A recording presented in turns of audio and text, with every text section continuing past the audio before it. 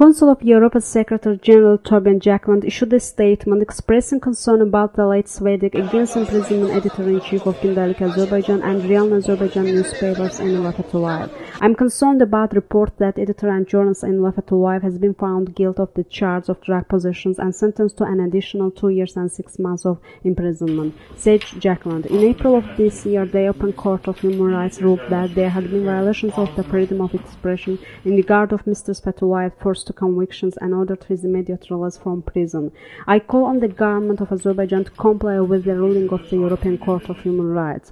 The Secretary-General stated that he will continue to closely follow this case because Azerbaijan is a member state of the Council of Europe and therefore is legally bound to respect the accepted standards on human rights, democracy and the rule of law.